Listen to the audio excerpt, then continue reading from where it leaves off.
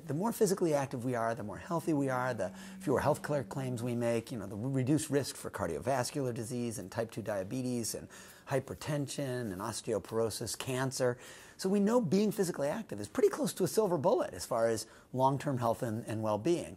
That's the good news, but the bad news is maybe 1 in 10, maybe 1 in 20 Americans actually meet those recommendations of 30 minutes a day, and it's for a lot of reasons. We're busy, it costs so much, I got a membership at a club, I've got kids, I've got a job, I've got a lot to do.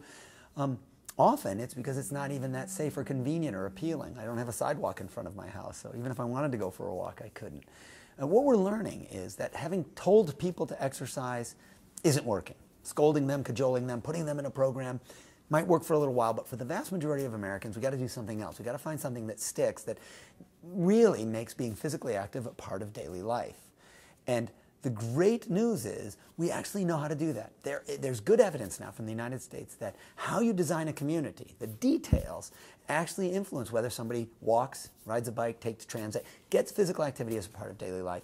And those are things that we now well understand from communities around the U.S. that have been successful. There are really 4 big things that create what I call activity-inducing environments. A greater mix of land uses. So the more that we have different things like where we live and work and shop and play and learn and pray, the more they're mixed up, the more likely we are to walk between them to get more physical activity. The more that we spread them out, think housing subdivision here and a mall over there and a big consolidated school out on the edge of town over here, office park here, then the more we have to drive between those things and the less physical activity we get incidentally. So that's the first thing. Mix of land uses. Second is good continuous network of facilities between things. So if I have a nice sidewalk from my neighborhood to my school, a nice bike lane from where I live to the downtown shopping district, then I'm going to use those and take advantage. So I need connected facilities like sidewalk and bicycle lanes and multi-use pathways. Like the cool paths you have here right in Des Moines. There's some great trails. I can be out at Gray's Lake and take a trail all the way down to the principal park. I can come from a neighborhood over there and go to a game, and then I can ride my bike around downtown. And there are great, bike lanes on some of the roads. Encourage me to do that. Third is when I get to my destination, it's got to reward me rather than punish me for showing up without a car. If the first thing I see is a giant parking lot and the building is way back there, I'm probably not going to try to walk. Right? But if the building is up at the street and there's an awning and some benches that I can sit on or that my mom can sit on a hot summer day under the shade of a tree, if there's a place to park my bicycle, right? If the parking for cars is maybe behind or on street, but it's not the dominant feature, I'm more likely to walk or to bicycle there, to take transit. If there's a nice transit stop out front with a shelter and a bench and a schedule and a trash can, supporting that, my choice to take transit sort of makes it more likely I'll do that. Sure.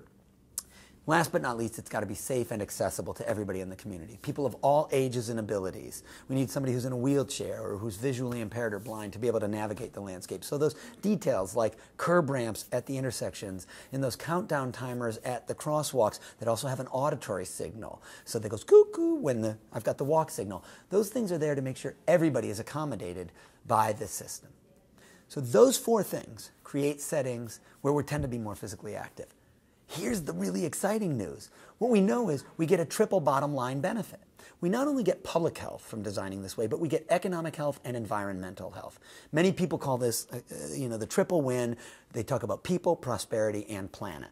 Because what happens is designing this way also reduces motor vehicle trips and traffic congestion and air quality impacts and stormwater runoff from giant parking lots. So we get this environmental benefit, and we've learned that more walkable, more bike-friendly, more transit-friendly business districts are more robust. The businesses are more sustainable. They do well in the long term because more different types of customers can get there, and the customer, once there, can navigate the landscape better. I can get from the store on this side of the street to the store on that side of the street because I'm not crossing an impenetrable barrier of traffic between them. So we're seeing everything from housing values to the retail revenue for more walkable and bike-friendly districts to be better, to be healthier by virtue of these design elements, which is really reassuring because it means I'm not going to just do it to help people live longer, healthier lives, but their jobs are going to be more secure and they're going to make more and they're going to have fewer healthcare claims and their healthcare costs are going to be lower and the environment they live in is going to be healthier and cleaner and more sustainable.